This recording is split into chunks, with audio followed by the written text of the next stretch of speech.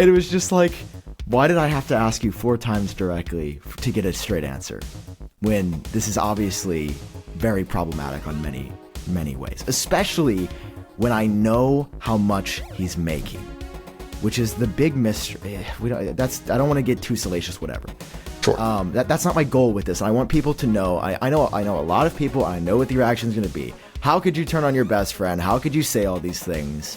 But I just want everybody to know I have been sitting on these feelings for 9 months at this point. You know, I've been holding them in the hope that things would change. Sam, I'm glad you're here. Thank you, man. How are you doing today?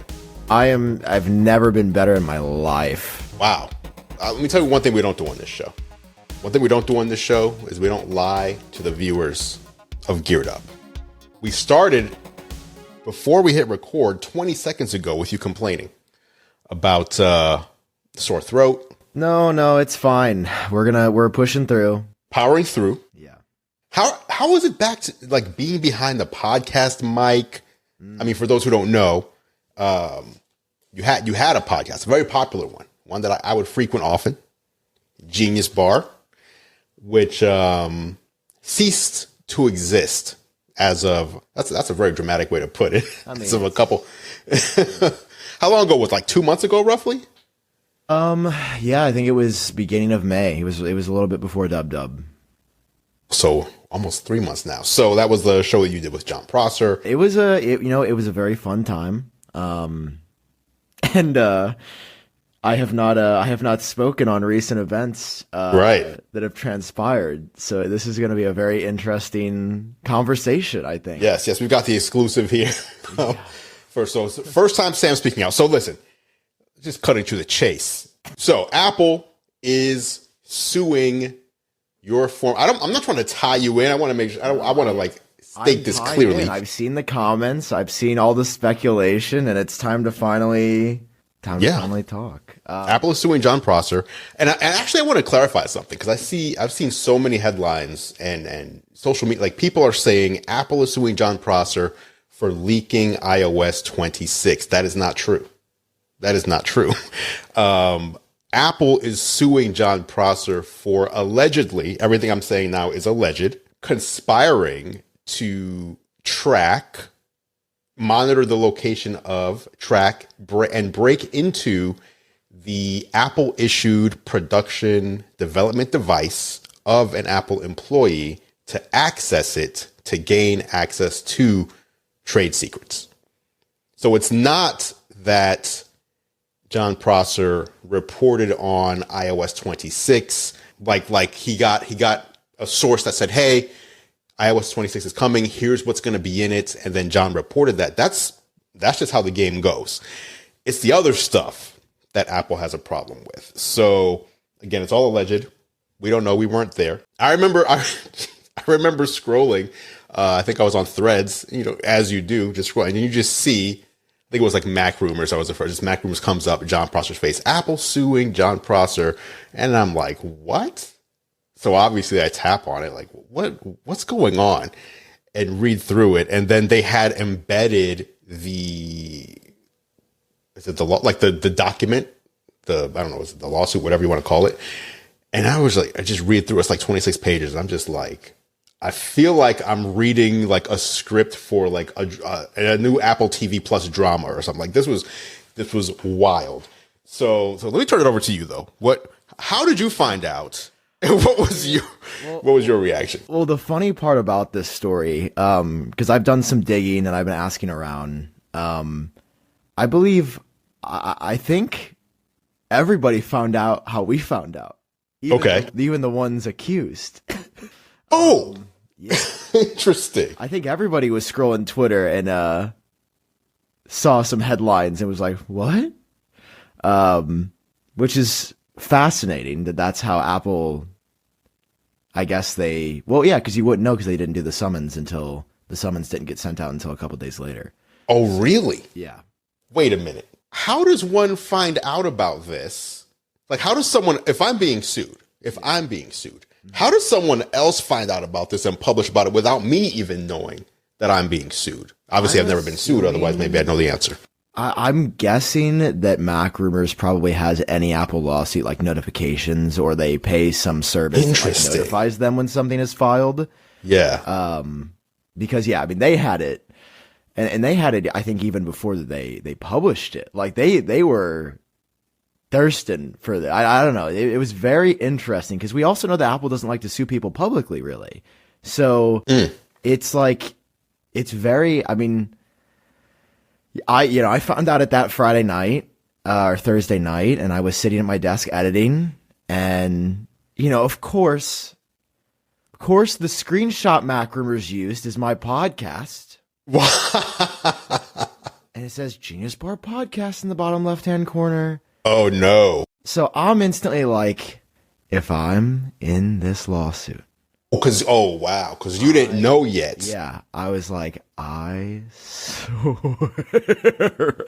okay, I'm gonna lose it. So of course I instantly read through. I Command F. There's no mention of my name. You didn't even read. You just Command F first. Does it say through and then make sure I miss it? Okay. No mention of me or the podcast. I was like, good, because. There's just so much to say about this. Hey, say it. I feel like I've needed this.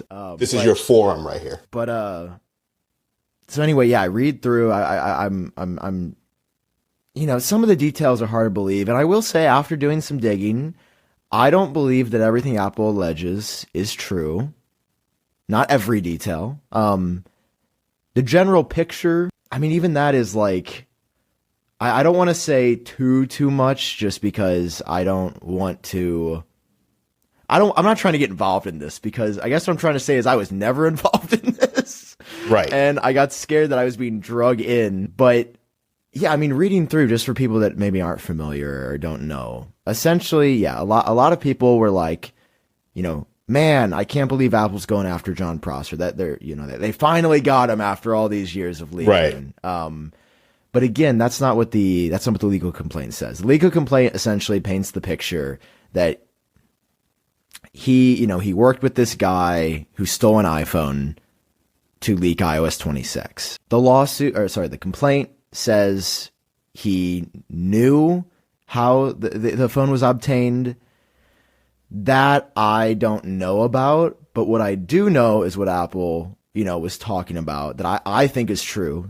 If I had to guess, is that there was a screen recording that occurred that was spread around. And, I mean, that's tough, right? Because that's more than just receiving a leak and reporting on it as a freedom of the press person doing their job. I mean, that's tough. That's tough. And obviously something was done in a way that it got back to Apple, because what we should really talk about and what has been the probably the juiciest part of this whole thing is that anonymous email. That is. Yes, Apple it is. Included in the complaint. Mm-hmm. Did you see? Yeah, can you pull it up? Let me try to pull it up here. It was John Gruber who did the work to unredact that email. Here it is. So John Gruber says, some people do crosswords. I fill in redacted names. The redacted email screenshot in Apple's lawsuit against Michael Ramacciati, I'm assuming, and Jon Prosser was set in Arial. So I pixel fitted the font size and used red text to superimpose the redacted names along with surrounding words to show which names fit the redactions exactly. And so, there's an email sent to Apple. Yeah. Subject is iOS 19 leaker information, Ethan Lipnik. So that would be the Apple employee. Should I just read this email? Yeah. I'm just going to read the email. All right. The email says, I am not sure who to contact, but as a courtesy to the iOS 19 team at Apple, I wanted to share information that I have about an employee who leaked pre-release design details. The iOS 19 information shared by Jon Prosser is sourced from Ethan Lipnik. And then they put two links to two different Jon Prosser videos. Yeah, the first two, like iOS 19 leak videos. Yes. There was a FaceTime call between Prosser and Lipnik, or a friend of Lipnik's, where the iOS 19 interface was demonstrated to Prosser.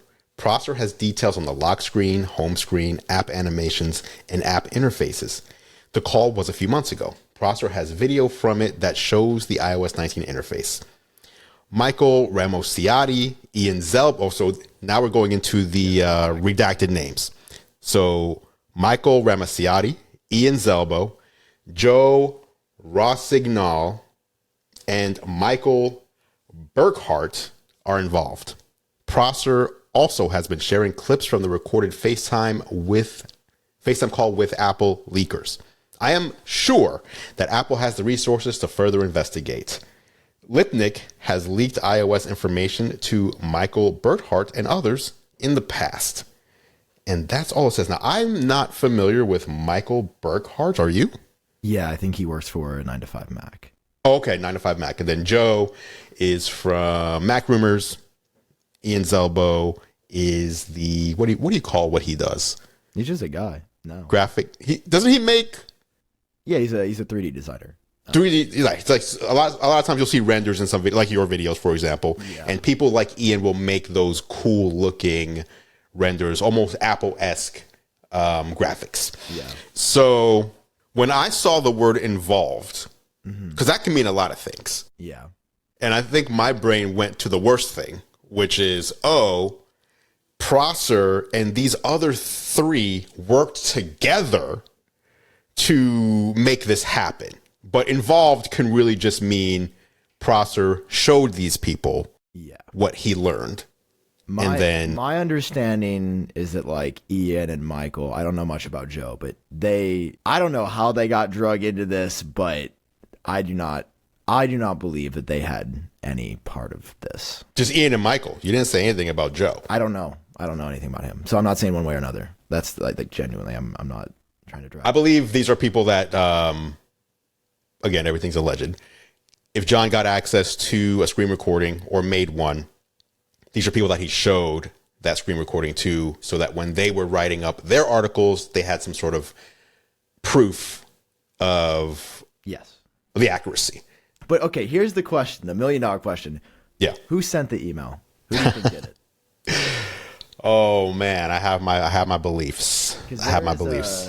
There is a growing consensus. All right, why don't we play a game real quick? Get a pen and paper. And I want you to write down. Because I assume you have a guess. Oh yeah. I want you to write down who you think sent that email. Okay. And we're gonna see if we are correct. All right. This is a fun game. All right. Do you have a name? Do you have a name written down? Okay, we're going to hold it up to the camera on 3. This is fun. All right, here we go. Here's who we think had this knowledge and then sent the email to Apple on 3. 1, 2, 3. Oh, okay. So we both held up the name of one Mr. Mark Gurman. Why? Sure. Just to be clear, of course, no. This is not opinion. Yes, this is not any inside information that I have or that Sam has. This is just a guess. And I want to know why and how you came to that conclusion in your brain. I don't want to dive in too much to my guess. I just think I've exhausted all the other possibilities. And hypothetically, I think there can only be one person. I just think it's weird because clearly the person that wrote the email, whoever it was, their sole intention was to get Ethan Lipnik fired. Like, if you're putting his name in the subject line, that's crazy. They literally said iOS 19 leak information, Ethan Lipnik. Yeah. And they only said who it was, who he shared it with. They were also like, oh, and he's leaked stuff before illegally, breaching his contract. Bye. Have fun. Investigate. Like, that's just kind of a crazy email to send. And the fact that Apple even included this in the complaint was so fascinating to me, because I feel like they've had, I mean, this is not the first time they've ever sued a leaker for, quote unquote, stealing information.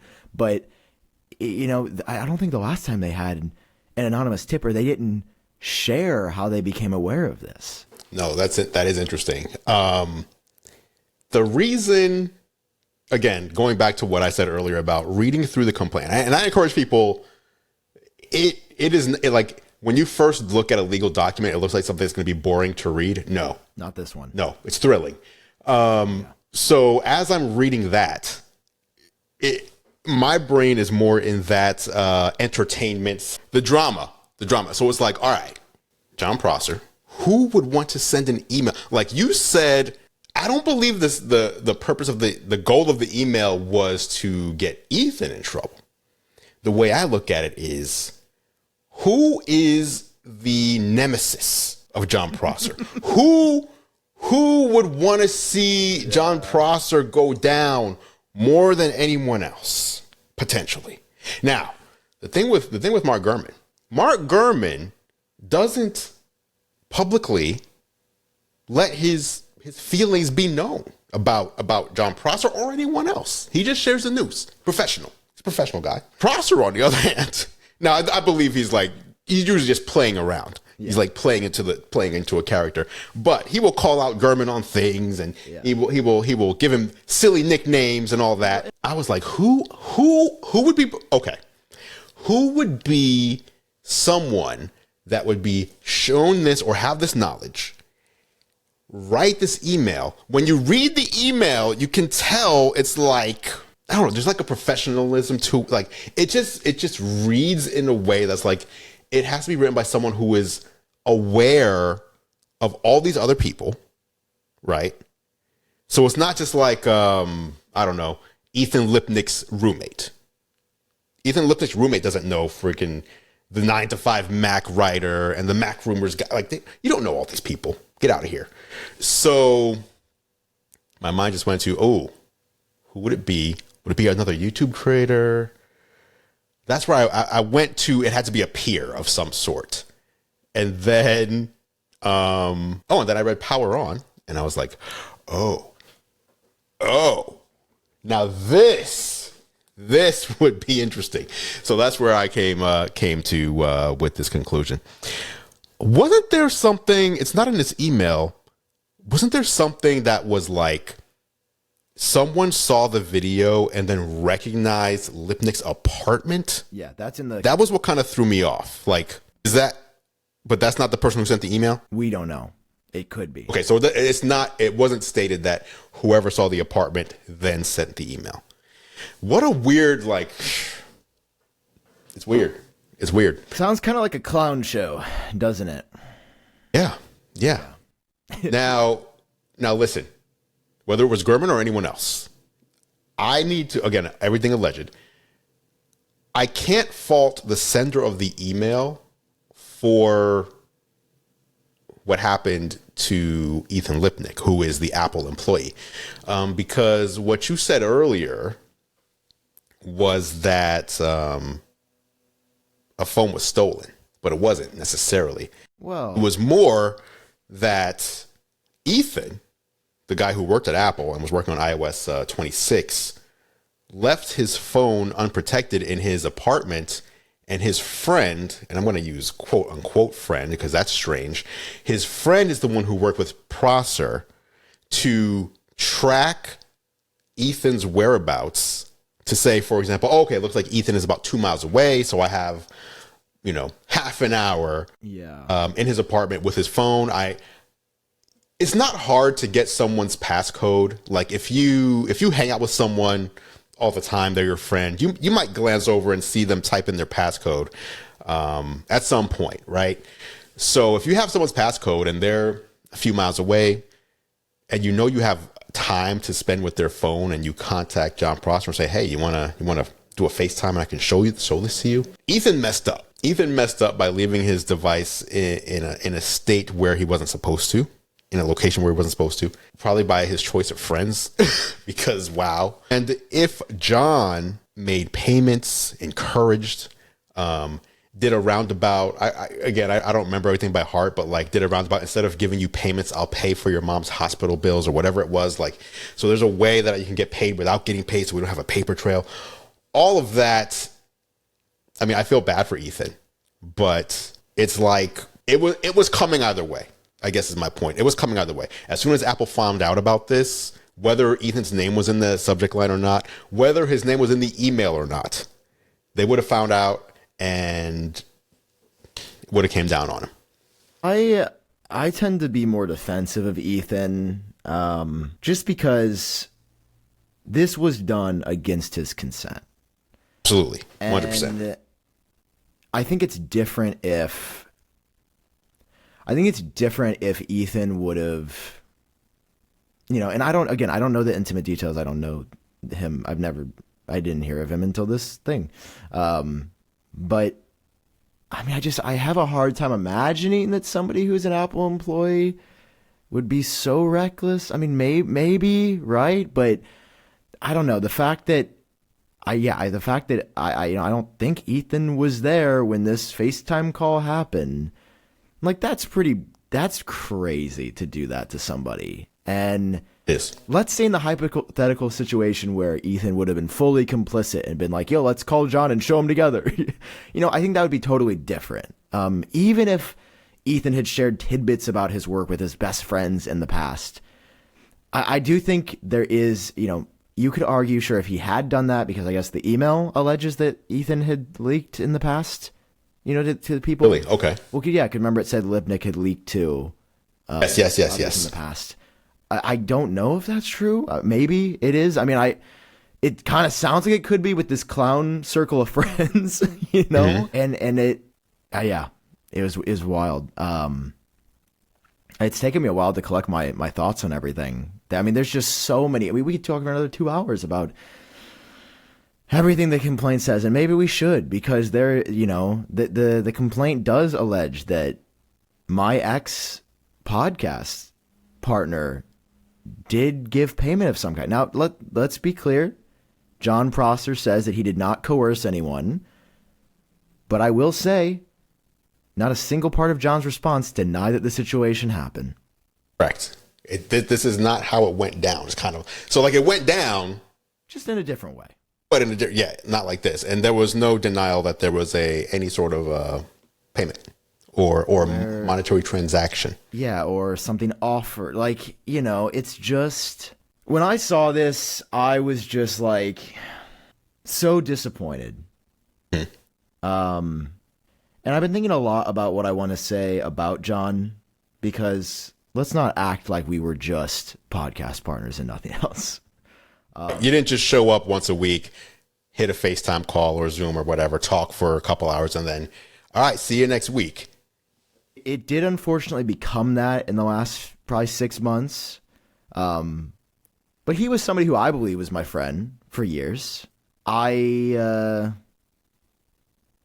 don't know what's going on with him, because there's so many things that I know about his life behind the scenes that I would never share publicly, because it would be horrible. And that's not what my goal or anything is. I just,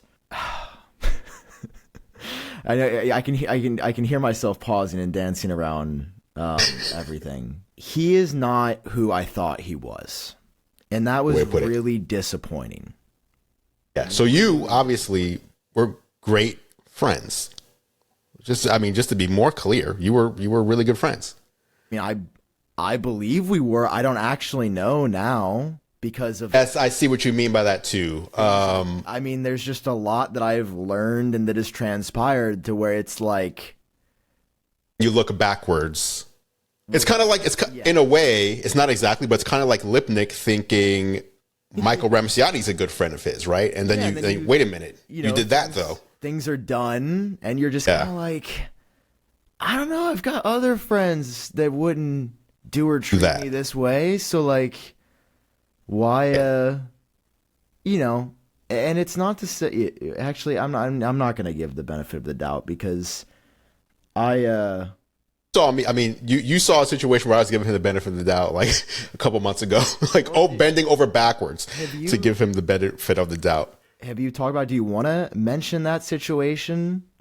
Because that would be a tie-in to. I mean, it's John. I also believed was a friend of mine, but my first interaction with Jon Prosser a decade ago or something like that, maybe even a little more, probably a little more than that.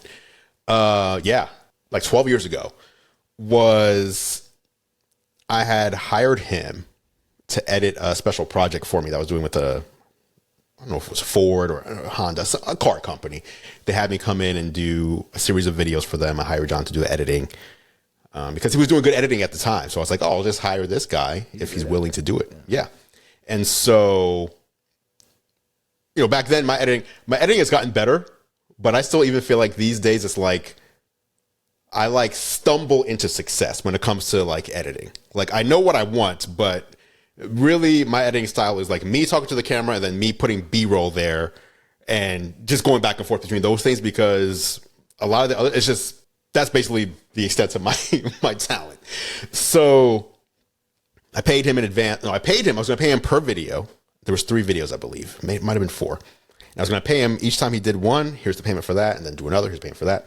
And then he said, hey, I think it was his brother was sick or in the hospital or something, and he had bills coming up. And so would you mind just paying me in advance for the rest? And I'll get you these videos. I said, sure. Paid him the whole thing up front for the rest. I think he had got me 1 at that point, and then just never heard from him again. Or like I heard from him like once or twice, like, yeah, still working on it. But then like anytime I would check in, it would just be, he just ghosted me. So it was probably a couple $1,000s. And I ended up having to just edit it myself and put it out there. And that was kind of it. So like, I just kind of left, okay, that's who Jon Prosser is. And I just don't need to be involved with him anymore. No big deal. I mean, I lost out on a couple $1,000s, but ultimately it was like. That is crazy though. I'm not trying to make it out like $2,000 or whatever it was is nothing. But what I'm saying is like a car company paid me to make some videos. So let's just say they paid me, I don't know, 30, right? And then I budgeted, it was 4 videos. So let's just say it might have been like 1,000 each. So let's just say $4,000 and I got 1 out of it. So let's say I lost $3,000. That's not great. I'm not saying that's nothing. You didn't go negative. I didn't go negative, right? It's just I ended up getting less than I expected, but I didn't go negative, and I had to do the work to make it up myself that I thought someone else was going to do. But other than that, it was like, all right, I'm just done with him, and no big deal. We'll move on with my life. Fine. And I feel like it was that way until you joined in with him. Because I remember when you were starting Genius Bar, we were at, was it WWDC? Oh, okay. And I was like, hey, I just want to warn you, like, just watch out. Just keep your eyes open, like, for Jon, because I know you guys are getting into the podcast and you think you're friends. Just keep your eyes open and watch out, because I've had some, and I think I even told you the story actually at the time. Like, I've had some stuff in the past. It is in the past. Like, people change over time. And then he reached out to me. And I don't know if it was you who told him or someone else. I don't remember who I was warning. But he was like, hey, I just want to check in. Like, I know you've been saying some things about me, about a bad experience we had in the past. And I just want to, bury the hatchet or something like that. So he was like coming to me like, tell me the gripe you have against me and let's work it out or whatever. So I just told him like, hey, here's what happened, several years back, and you did this and I never got. He was like, man, that was a different guy back then. I'm so sorry. He was like, you know what? I'll send you that money right now. I'll send it back to you. And I was like, no, you don't got to do that. Like, we can start fresh. It's fine. And slowly but surely over, it's not like we just became friends just like that. But over time, like you're a friend of mine. So I'm watching your podcast every week and I'm seeing Jon and I'm saying, okay, this guy doesn't seem like he's too bad now. Okay, cool. Yeah. And yeah, I felt like, okay, he's changed. People change. It's fine. He was young back then. Everything, it's cool. Water under the bridge. And it was kind of like that for the whole time until very recently. Like that for about 2 or 3 years. So I was just like, okay, he's cool. No big deal. We would hang out. We went to LG trips together. Sure did. We hung out. We were in hotel lobbies talking till 5 a.m. about our lives, sharing all the details about each other as a group. It's a group. It was not Andrew as this guy that we do a podcast. I mean, obviously, I consider you one of my good friends. And anytime your name comes up, I'm like, yeah, I love him. He's great. It's not like as you're going to get to next. I keep going. Actually, keep going with what happens, and I'll share my piece. But yeah, what you did right there was like you kind of summed it up. It's like we've shared things together that every week. That like actual real good friends would share, not even stuff you would share with your acquaintance. Like we were, in my mind, friends, right? And so I mean, what really happened next, and to me, it's like so silly. It's like so silly, but this plus everything else you started telling me starting to make sense now. So we were going to go to WrestleMania this past April, and John, like, we were going to go together. So it's like, if you're going to go to an event together, and I know John rarely leaves the house, so I was like, okay, maybe he doesn't understand how this works.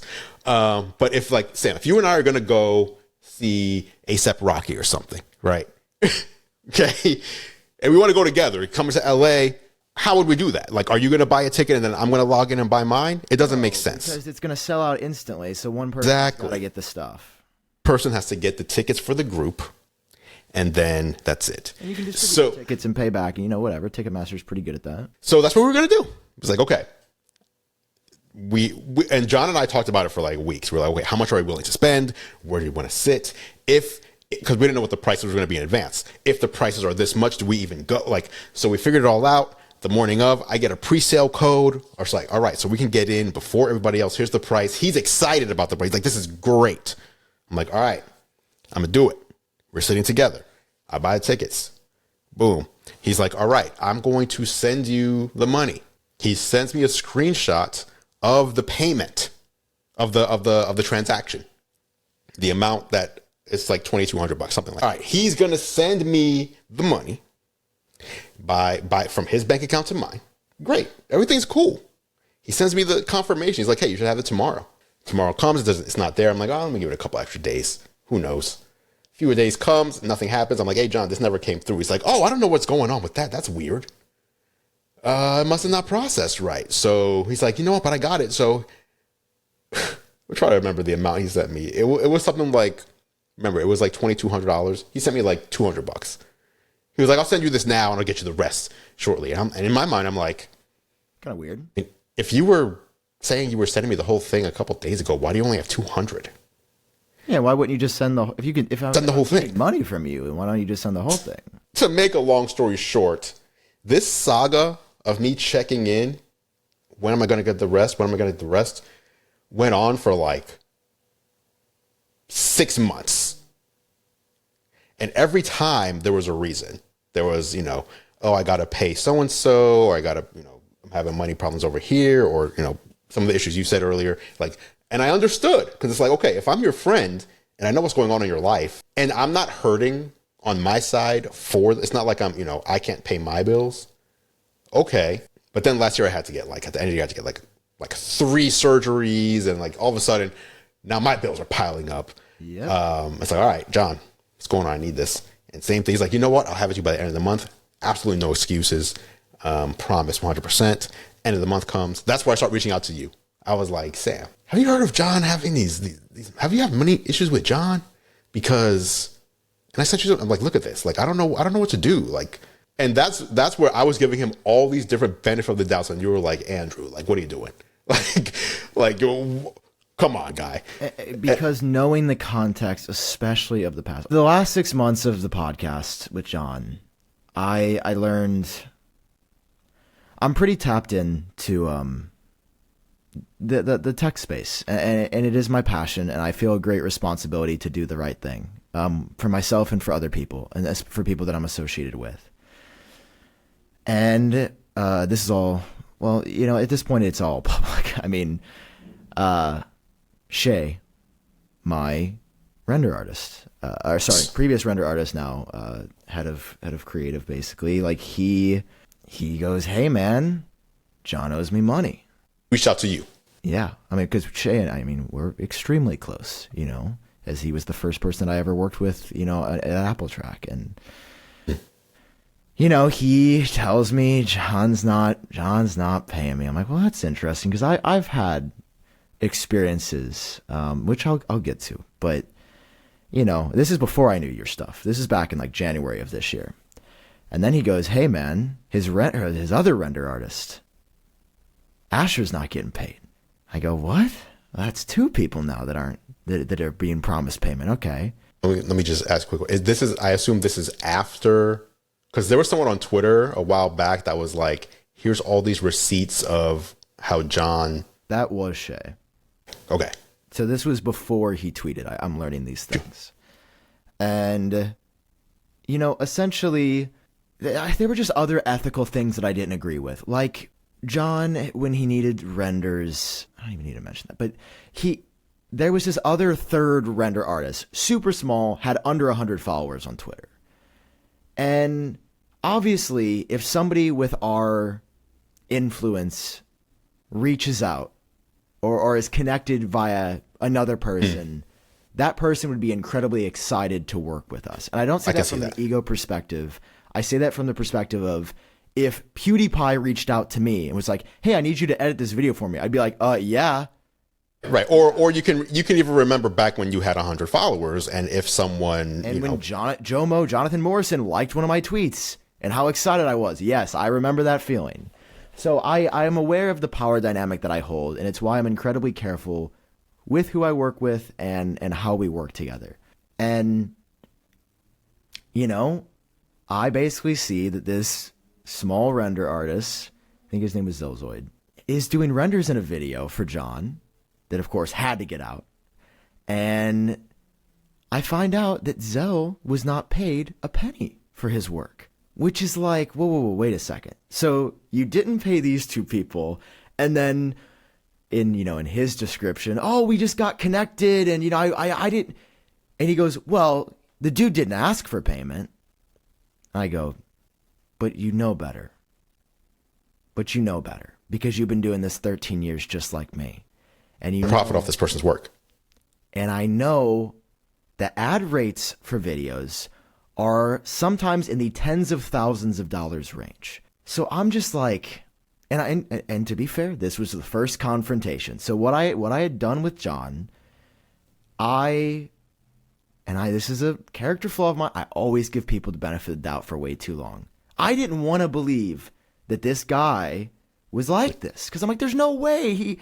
He's so funny, and he's so creative, and he's my buddy. He cares about me, And man, I confronted him the day that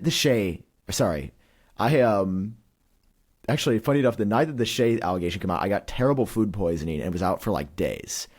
So basically, it's like I'm at the worst mental state of my life dealing with like this horrible illness.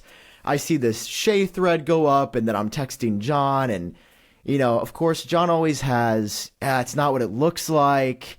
There's some details that are, barely any of this is right, is basically where it lands. So we end up talking a few days later after he ghosts me, per usual. I'm texting Jon about a very important thing. He takes 48 hours to reply to me, which I'm like, that's pretty wild that you were just accused of not paying my employee and other people. And okay, sure. That was not out of character at this point. And confront him, let him share his side of the story, and push a little bit, but don't push too hard. Because I'm still like, maybe he's gonna tell the truth. Maybe he's just gonna own it. Please own it, so I don't have to do what I've been dreading for months. And he doesn't. He just doesn't take any responsibility. And I won't say the comparison that he made, but it was a pretty offensive comparison. Like, just to put in the essentially it was like, I'm not Harvey Weinstein. I just didn't pay some people. But it took me 4 times of asking him directly, sorry, let me just get this straight. Did you promise payment to your render artist and not deliver? Did this happen? After 4 times of asking, he was like, oh, yeah. And it was just like, why did I have to ask you 4 times directly to get a straight answer when this is obviously very problematic on many, many ways, especially when I know how much he's making, which is the big mystery. I don't want to get too salacious, whatever. Sure. That's not my goal with this. I want people to know, I know a lot of people, and I know what the reaction is going to be. How could you turn on your best friend? How could you say all these things? But I just want everybody to know I have been sitting on these feelings for 9 months at this point. I've been holding them in the hope that things would change. And this isn't even the whole story yet. Like you're in the middle of the story. No, this is the middle of the story. So just to kind of say to anyone thinking that right now, kind of like we said earlier with Ethan Lipnik and his friend Michael, who tracked his whereabouts and got into his phone without his knowledge and shared information from his phone without his knowledge. If Ethan thought that guy was his best friend and later learned all this and got upset, you can't go to Ethan and say, how are you turning on your best friend? Like, no, like that person actually wasn't treating me like a friend at all. Like I just thought he was.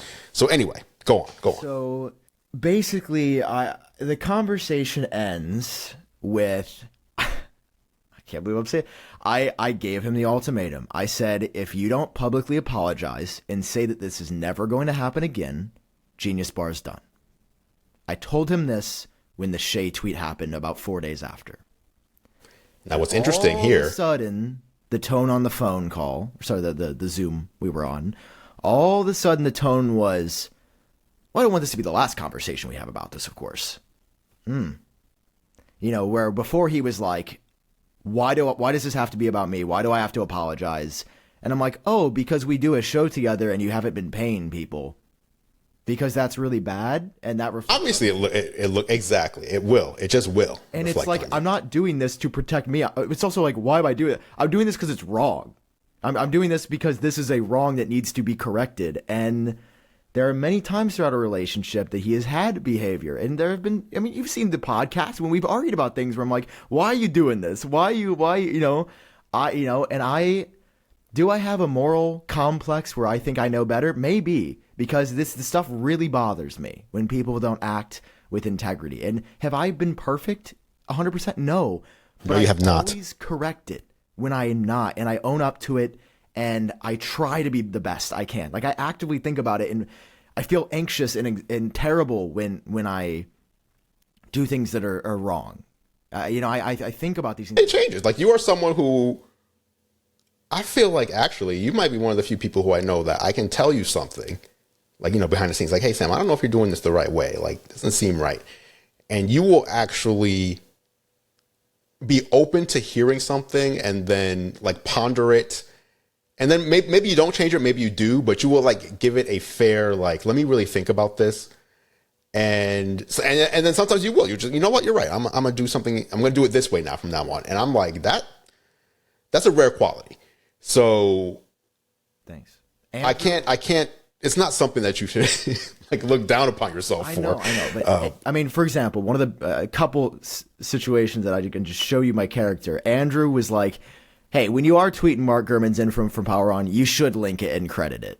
And I remember I was so stubborn for months. I'm like, I'm not changing it. And Andrew was the reason I went over the edge. Also, like you sound old, Andrew. This is not how social media works these days. I know, and I was wrong, and I've corrected it, and now I credit every source of every tweet right below, and it's way better, and I should have done it the whole time. Videos too, even when you show a screenshot, you have it right on the top left. Now it was like, okay, and I texted you, I was like, Sam, I see it. Change. Shocker, it's just better for everybody. I was completely wrong. Another example, my infamous cancellation, Casetify. Guess who texted me yesterday asking to work together for the iPhone 17? Interesting. What happened? What did you say? I thought about it for about a day. I was like, no, because I know that they would pay well. And I know with my views right now, I would probably get the best brand deal I've ever got. And I said, hey, guys, it's too soon to work together. Come back to you, though. You're going to get something else. You're going to get something else for iPhone 17. I've already got many things booked. And it's not like a scarcity standpoint. It's just, would that be the easy money? Yeah. But I thought about, even for a day, I was like, oh, that would be a lot of money. And then I was just like, no, it's not worth my audience being like, damn, he's sold out. It's not worth that. It's not worth that. Any number is not worth that relationship. Going back to Jon, we end, and a couple days later, he texts, and he goes, well, what would you want me to say? I don't need to get into the details, but I repeated the only two things I asked him to do on the call, which was apologize publicly and say that it will never happen again. That's what I need to continue to do this show with you and not pop off. Because I knew it was going on for months. I knew his history, and it's like, okay, He does it. You can go back and find the episode where he does that, and you can see how I don't really say anything because Right. I was trying to give him the grace. And I really, for some reason, I believe that he would change. I don't know what. I really thought if he promises me, he can mess over it with everybody else, but he's not going to lie to me. Do it to you. You're his good friend. Yeah, and he's not, specifically, he's not going to tell me that he's going to be better without being better. Surely, he wouldn't do this without any other outstanding debts. Right. Here's the part I believe I told you. While this was happening, between when you told him he needed to apologize and what does he need to do and the actual episode, he's texting me how ridiculous Sam is. Can you believe he wants me to apologize for this? He's almost like, in a way, felt like he's trying to turn me against you. Like, I need to get on his side and like maybe convince you not to be this way or something like that. That was very disappointing to hear that. Because here, listen, venting to a friend, I'm not going to act like I've never vented to a friend. I vented to John many times about things in my life or other people that we know, right? I think a lot of people are like, I can't believe anybody would ever talk shit to a friend. I think it's a healthy way to vent. And I know people say things about me. I mean, clearly I know John has felt away in the past about things that I've done and said. And I don't blame him for talking to other people. But in this situation, it was even more ironic that he was complaining to you about apologizing for owing money, because what happened 1.5 months after this call with John? You text me. And I get okay, so that was the timeline. Okay. I get a text from Andrew. We hinted on this earlier. Hey man, John ever been weird about money with you?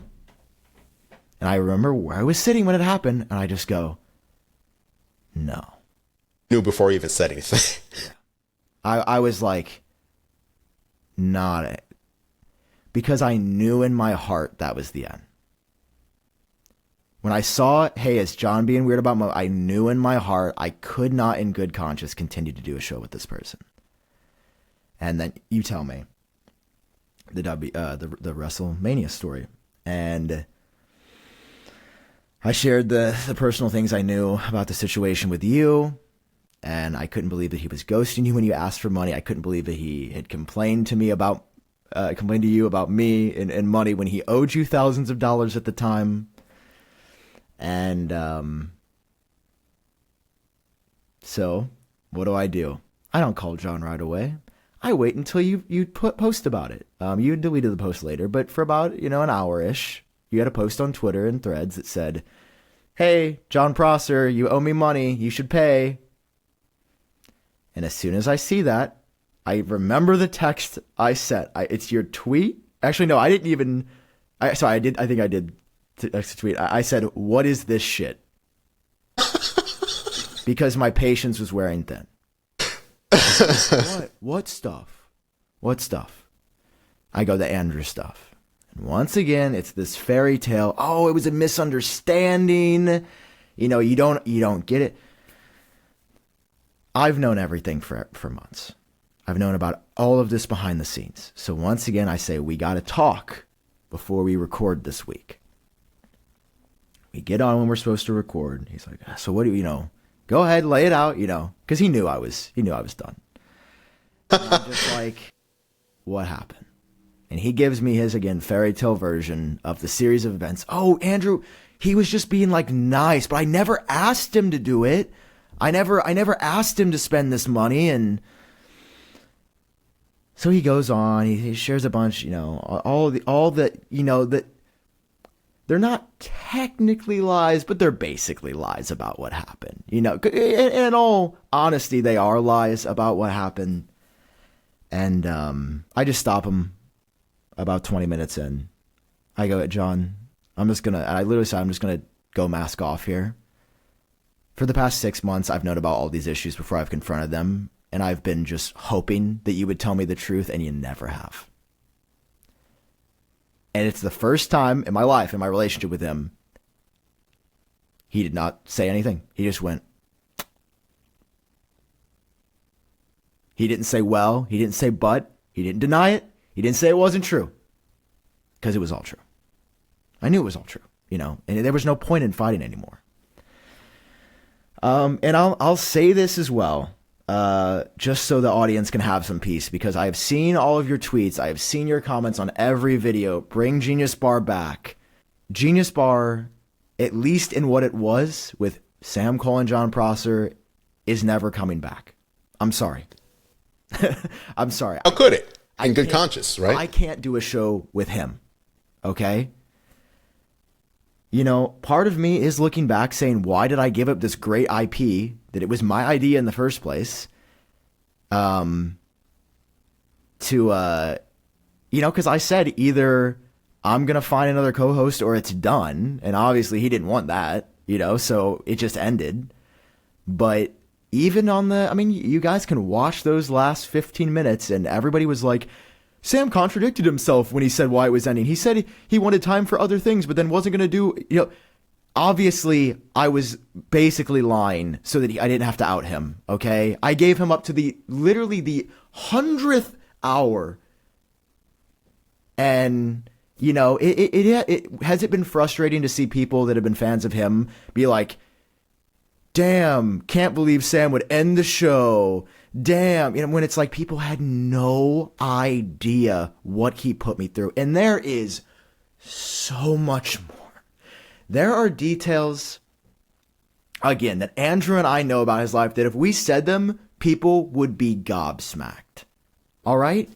Secrets that I'm like, I would never, ever, ever share it publicly.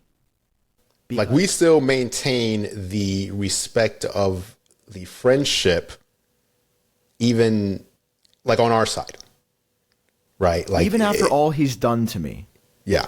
I would never share these personal details about his life because it's not right. Would it be juicy? Would it be the biggest story? Yeah, it would. Especially amidst all this. I would never share it because that's just not right. And it doesn't actually, well, it involves everything, but it's not my story to tell. So, actually, going back to your Casetify example, you did also wrestle with, okay, I need to end Genius Bar, but we have sponsors, right? There's still money coming in. And you were telling me, like, okay, I'm going to go till the end of the year. I'm going to go till the end of 2025. And then that's going to be the end of Genius Bar. And you kind of wrestled with that. And then a couple days later, you texted me about how it was going to be a last show. And I was like, wait a minute, you said end of 2025. And you were like, no, I can't do it.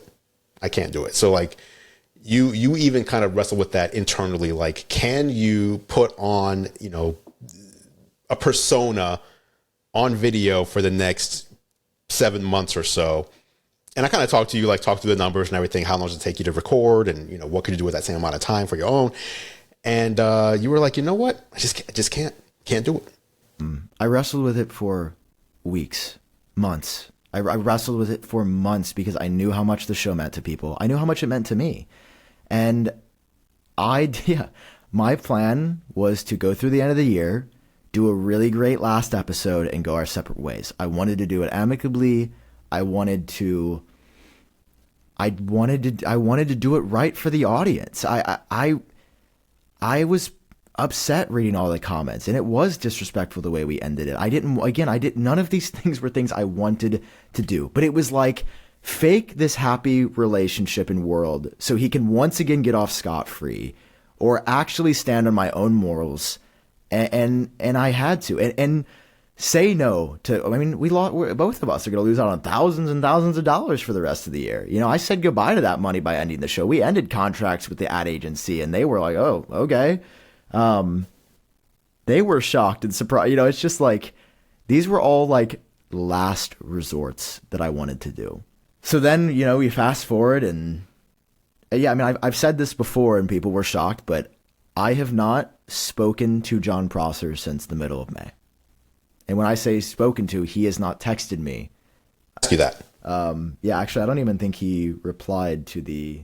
May would be when the show ended? Yeah, roughly. Yeah, that's awesome. The last text I sent where I paid him out the remainder that he was owed from the Genius Bar account, he didn't even acknowledge it. Like, you see what I'm saying? Again, I control all the money and the finances with our show. I did not hesitate to pay him out the sense that he was owed. Not to mention, he did owe, I think, $3,000 to the account that just wasn't paid back over the course of 2 years. Did you account for that when you paid him? Yeah, I deducted it from what was in the account. But it's like, again, I just kind of sat with that he didn't pay the company back for 3 years or 2 years for what he owed. Because again, that he would do it like next week. Why was I would never accept that from myself. I hold myself to a high. Why would it be okay for him to just borrow $2,500? Would you do that to someone else? But it's just like, I'm just doing the math here. It's like $2,000 to Andrew, thousands to the render artist, $3,000 to Genius Bar. Somebody reached out to Shay the other day. It was like, hey, we paid Jon Prosser $6,000 for a tweet a few years ago. He never did it, and he took the money. Why did they reach out to him? Well, because Shay was only like exposed this for the first time. Okay. So this is like a brand or something that paid Jon $6,000 and he never for a tweet. I think that was the agreement. But it's just like, how many people does this guy owe? So I have to say, yeah, when I read, to tie it all together back, that Apple was getting stolen and potentially a payment was exchanged, I was... The saddest part is that I was not shocked to see that headline. I was like, oh, he didn't do something perfectly ethically? What? I read it, and it wasn't... I was shocked to see the as the tweet scrolled up. But then when I went in and read it, it was like, it's hard to say. It's like, it's both like shocking to read, but also like, I can see it. Right? Exactly. Like, okay, I can see it. Which is crazy, dude. It's crazy. And it hurts me. Like, I've had a couple falling outs in my life, and I had a falling out. I might have even mentioned on Genius Bar before. I had a falling out with my college roommate. He was my best friend. To this day, if he called and apologized for everything, I'd be like, I forgive you. We're cool. That's just how I am. You know, I don't want, if someone is genuinely sorry, why wouldn't I take them back? Now, Jon, I think I would need some time, I think, to process all of these things. And I don't think I would be ready to, and it's just like, for him, there's never going to be a joint venture. Would I forgive him? If an apology happened and all that, it would be more on like the personal friendship level and not on the business, let's go back into business together level. Never again, which sucks. But you give someone the benefit of the doubt so many times. And, you know, I know that there's people hearing this, but it had to be said. I had to say it. And there's a reason I didn't speak on it. It's because I wanted to figure out what to do. And the reason I didn't say anything the night that I saw that tweet, or the week after, the 2 weeks after, is because I knew that a tweet could not sum up the behavior as a whole. You needed the context. And there honestly wasn't a better person to do this with than Andrew, which is the reason that, I mean, I don't say this to blame me, but like, Andrew is the reason the show ended. When he reached out to me and told me that, by the way, I'm not saying blame Andrew. Blame Jon. I didn't tell Sam to end the show. No. I saw it. Information gathering. Yeah. Jon Prosser is the only reason that Genius Bar ended. That's it. Trust me. At Dub, when I couldn't talk about all the new stuff, it killed me. But it's like, I also think, oh my God, if I would have stayed, how do we do a show this week, buddy? Okay, so you're going to need to apologize. Yeah, right? Yeah. How do you... and again, sorry for the language. I don't even know if you do that on your show. It's just like, how do I keep getting... I mean, dude, there was just like another small example. Is like, he had been talking about a source on the show of Genius Bar, I think around the time of his iOS 19 stuff, and said details. I got a text from a mutual that was like, oh my God, I can't believe he said that. He's ghosting me and not replying to me. You got to cut that out of the show. What do? In the middle of my workday, I stop everything to perfectly cut everything out, make sure everything's perfect, re-upload the audio. It's already out? Oh, yeah. Jon had said things that he shouldn't have said. So I swoop in and save the day. You know, the mutual's like, thank you, bro. I think you literally saved me. And like the other person... What do I hear from Jon? Not a Not a thank you for this. I'm so sorry. Nothing. Not a word. And it's like when I save the day, time again for no thanks.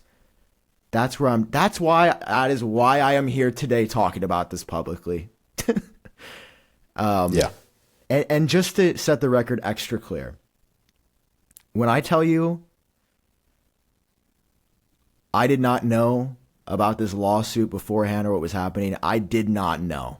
People think that that's why the show ended. No, the show ended because he wasn't paying people.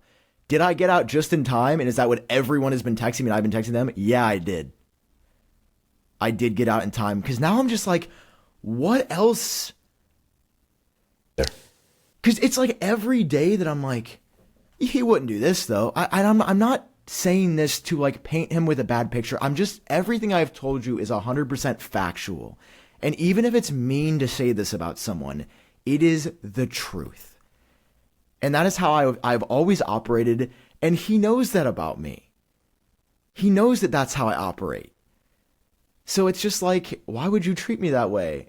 You know, I think just kind of everybody got played. You put it. That's how it feels. For 800,000 views on a YouTube video? Like, you didn't even get 1 million views? What? Like, that's crazy, bro. I don't know. That's just like an insane thing to me. Can you just hear how disappointed I am? Because I still care about this person and I want him to be better. So I hope it's all incorrect. I hope the way that this goes is that Apple is incorrect about a lot of things. There was assumptions made that aren't true. That's what I hope. I hope this doesn't ruin his life. I want him to come away from this totally fine. But on the flip side, if it is true, then you have to get what you deserve or whatever you can negotiate. You need to be accountable. You must. Even with Genius Bar ending, it felt like he wasn't accountable. I'll say it. I feel like people were still blaming me. Yeah, exactly. And I'm just kind of like, sometimes good people can do bad things. And, you know, it's funny. I'm reading the Steve Jobs biography. I'm sure you've heard the term the reality distortion field. Absolutely. And he has one of those, man.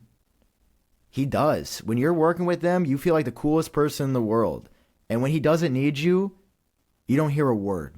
I don't want bad things to happen to him, but I do want him to change. Like, I want his behavior for the sake of him and everybody around him, especially the people closest to him in his life. Absolutely. You know, I want him to get help of some kind, because it's just like the train is off the tracks, man. The Apple lawsuit, the train has crashed. And there's a difference between Sam being upset and disappointed with you and the biggest technology company in the world. They do not sue for funsies. They are suing because they have information that they believe they can litigate. I mean that's the Apple is not. This is not a threat. They and you can get these docs publicly, by the way. But like, yeah, they have. He has, I think, 3 weeks. He got summoned. He got 3 weeks to, I think, respond. You know, and say this is who's representing me, or I'm representing myself, or whatever. And then I believe the first official meeting's happening in October. He looks forward to speaking with Apple about this. Yeah, and there's a judge assigned to the case. Like, for anybody that thinks this is not happening or this is just a threat, no, there is a judge assigned to the case in federal court. Is this so one? I don't know if you know the answers or not, but I'm so used to seeing Apple involved in lawsuits where it's like, okay, lawsuit's been filed. We'll hear about this in 2 to 3 years and see what happens. Is that the same with this kind of thing, or? I can't tell yet. It really depends.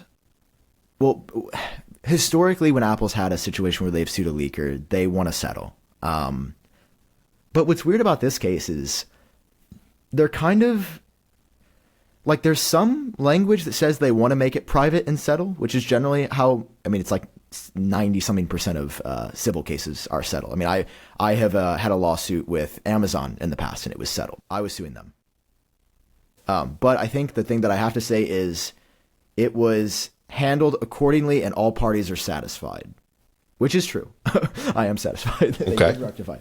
But like, and there's a whole story on YouTube, but you can go back deep. There's a video I made. Look at this. That sounds interesting.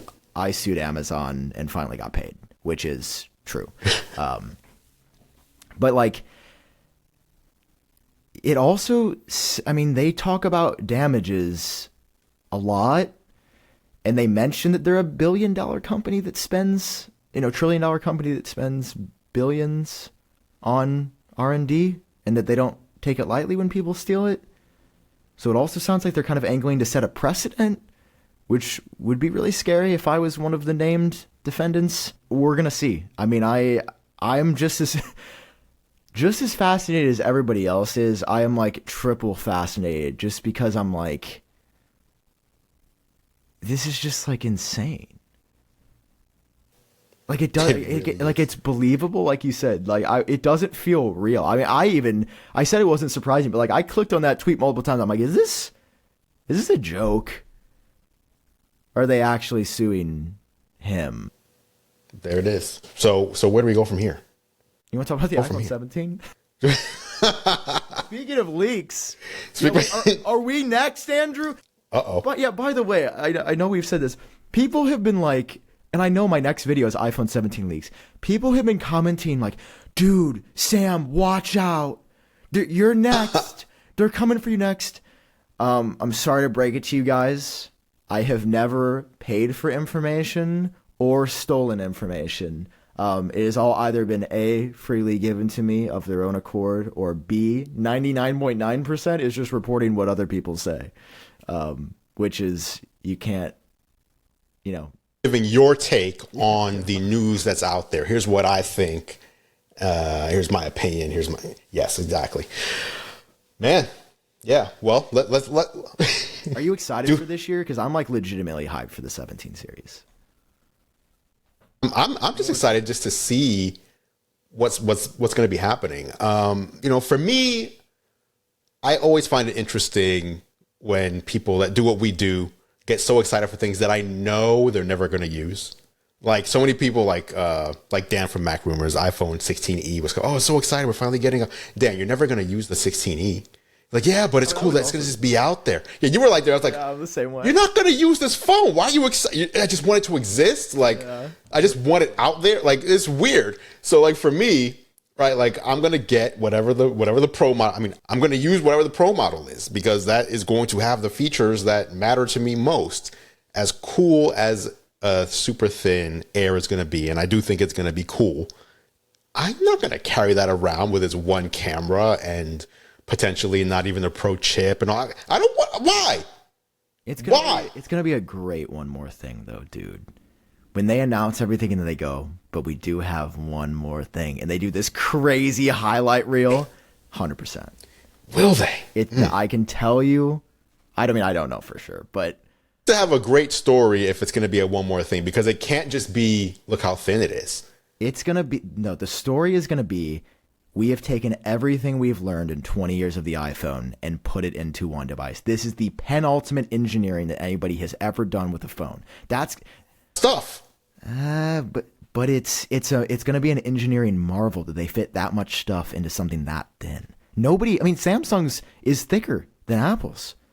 So Apple will be able to tell the story. We have the thinnest flagship device ever made. It is stunning. It has a massive screen, one of our biggest screens. It has 3 cameras on it.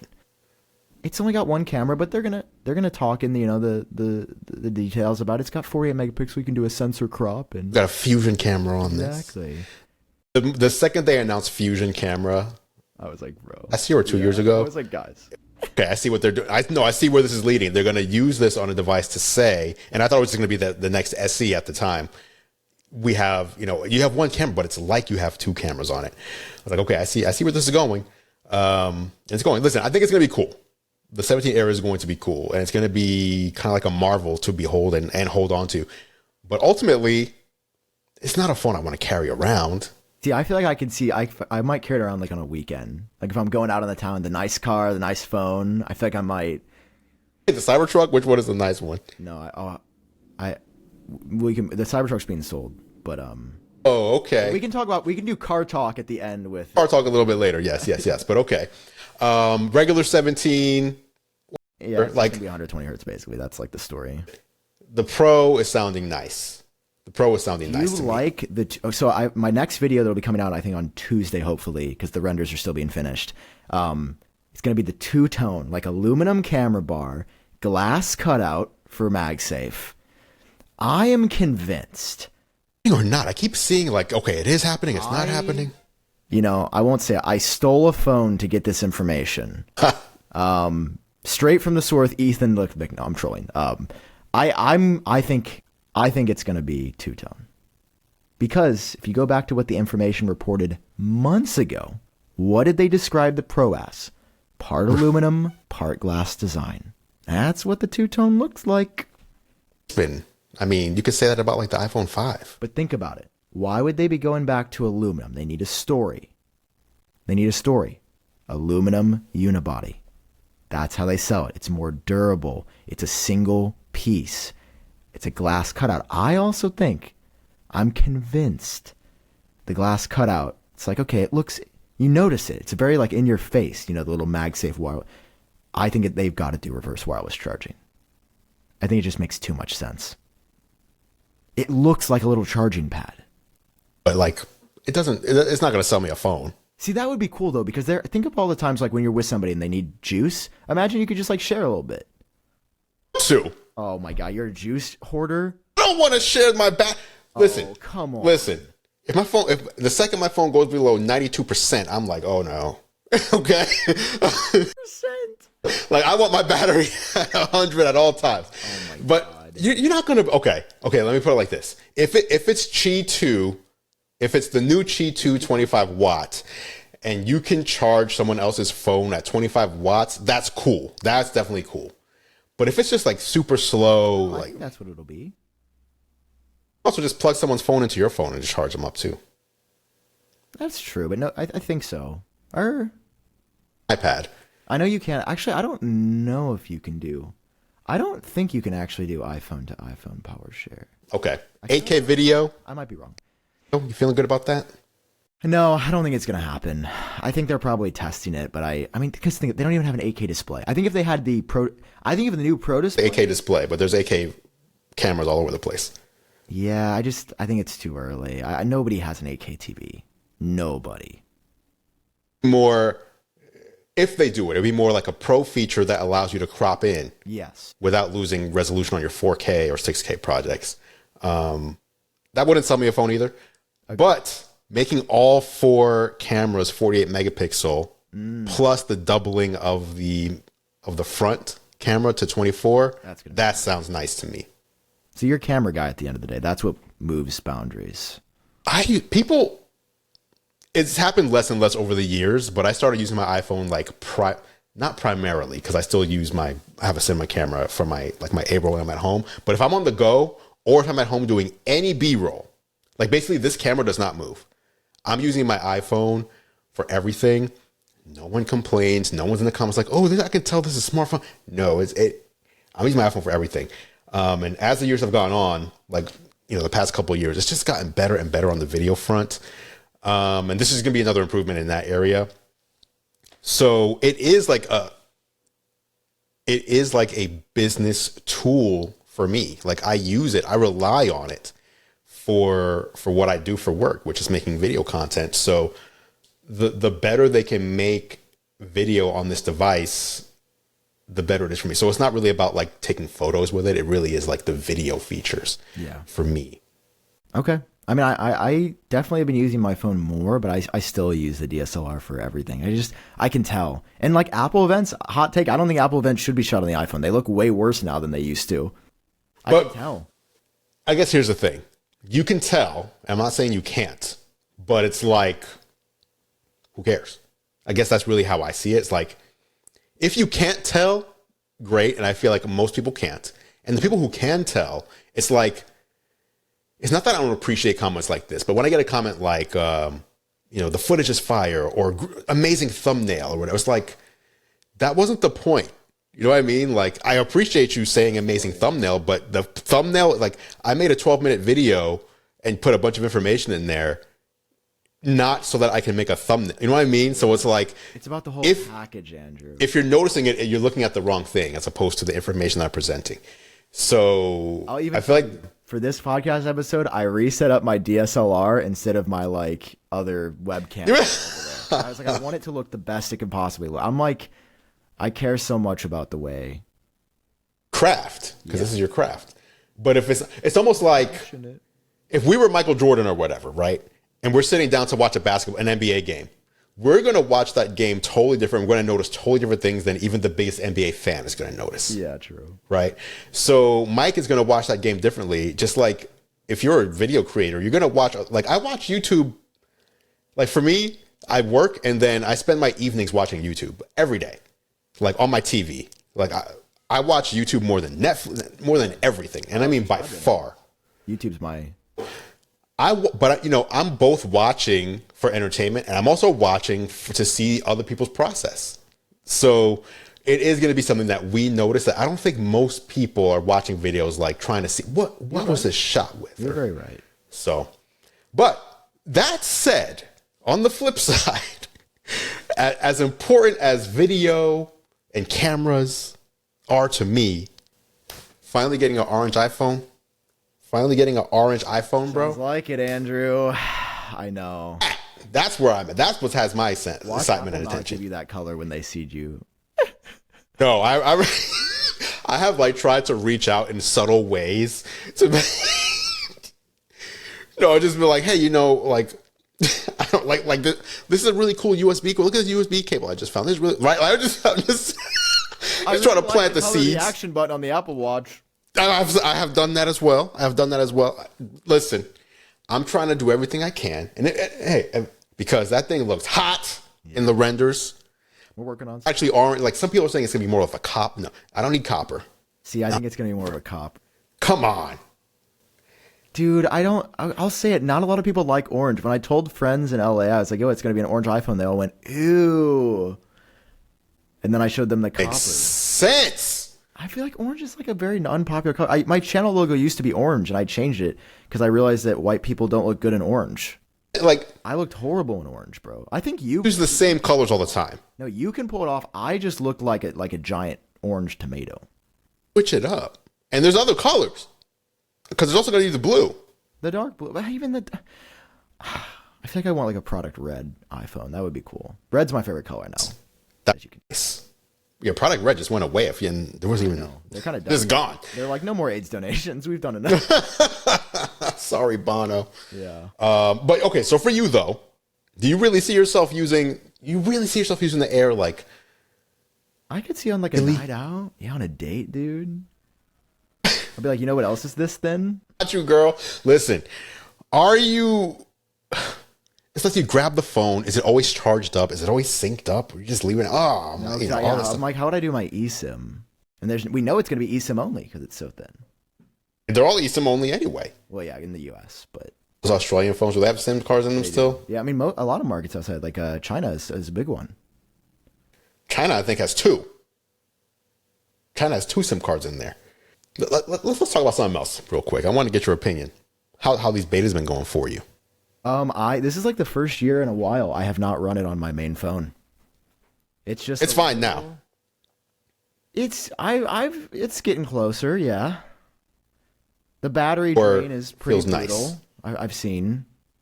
Secondary device, like have you really had much? Oh yeah. With I just usually once a day I walk over to it and I just go, this is so pretty and beautiful and perfect. And they need to keep the glass liquid. They didn't announce frosted glass. They announced liquid glass. I don't need it. I don't want it to be legible. I want it to be liquid glass. I want it to be liquid glass. That's what you sold me. That's what you promised me. So annoyances. You're touching on one of my annoyances right now with the media. So I just need to clarify something. Liquid glass. The liquid is how it moves, not how it looks. The liquid is the movement and the way the animations are happening with the glass that make it liquid glass. It's liquid because of how it moves like a liquid and every when you open up a menu and all that, that's the liquid part. The liquid part is not the visual. The visual is the glass. The liquid is the movement. So liquid frosted glass is still liquid glass, but you're saying you want it to look like... I want it to look like Beta 1. Beta 1 was perfect. It's pretty nice. It's better than 3, but it's still not even as good as 2. Dude, the frosted looks so cheap. It just looks like Blur again. It's almost gone now. It's almost gone. They toned it back. I would like them to. I mean, they're not going to listen to me because for obvious reasons. But I would really like if they. I liked what they showed at Dub Dub. It was so clean. And here's my argument for everybody that says you can't read it. There is literally an accessibility setting for when you can't read it. It's called reduced contrast, and that should frost everything up. But for people that don't want that, or you're even in setup, do you want reduced contrast on or not? Great. Give me one toggle. This is what it looks like with this. I want it off. I want no contrast. Sorry, I want all the... Wait, yes. I want no contrast. You want no contrast. The thing with Apple is they have so many people using their devices. And I know people will compare to Android. It's like, yeah, but it's like every Android maker has their own design that they put on their phones. So iOS has the most users. So think about if Apple's selling 220 million phones a year, right? And that's not counting all the phones that are already out there. If there's 2 billion of them or whatever, if even 1% of the people hate this, you're talking about like 20 million customers that are like, I can't stand my phone now. I know. Wild. And that's the problem. That's why Apple... They have to reach... Say that again? That's why Apple can't innovate like they used to. Because there's too many people to please. I see your fix, right? People still need to be able to read what's on their phone. Because... Read Beta 1? No, here's what I mean. Like, if I open up music, right? I know what all these buttons are, even if I can't read them. I know this is where, library, I know this is search. I know that. It's almost like muscle memory, even though things are moving around a little bit. If I download a new app that I've never used before, right? And Liquid Glass is just like making things hard to read. It's like, I don't even know what that button, I have to like press it to see what it does. Yeah, maybe you should learn a bit. Maybe you should explore your world, Andrew. I feel like I saw someone on Threads the other day, and I won't be able to find it now, but they were like, Apple, this is how your beta 4 is looking, and I fixed it for you. Oh, I saw that. And I was like, that actually looks great. Like, it's still clear and clean, but you can still read. And I don't know what they did because I'm not a designer. I don't know the tips and tricks. But it was like, come on. Now, there's still several betas to go. iOS 7, we saw them go back and forth. We saw them go super thin. We saw them like make it bolder all of a sudden mid-cycle, and then they like pared it back. It was a big like UI change. I mean, iOS 8 changed. It made it way thicker and stuff. Like we saw them tweak it. I mean, to me, I want more glass everywhere. Like Liquid Glass, when they announced it, I'm like, I want it in more places. I want more things to be shiny and reflective. And I know it because there's 1 billion plus people using the iPhone. They can't really do that. As a Apple, hardcore fan, I love the crazy. I want some crazy. Same here, by the way. Same here. Are you going with the glass home screen, like the clear icon home screen? I don't think so, just because I like color. It makes my neurons in my brain feel good. But I think if I wanted to use my phone less, the clear would be a good option. It looks pretty. It looks nice. Let me go to the next one. iPad. So for me, my iPads are like literally just for fun. So I don't mind putting the betas on those and just running with it. I do have the beta on my iPad. That one. It's good. It's again the battery and it's a little slow, which is beta. Like I expect that. I mean, the multitasking stuff is really impressive. It's the best it's been. For me, it's still not good enough, but it is leagues above where it's been. I got to give them credit for actually trying. Like it's pretty. What's missing for you?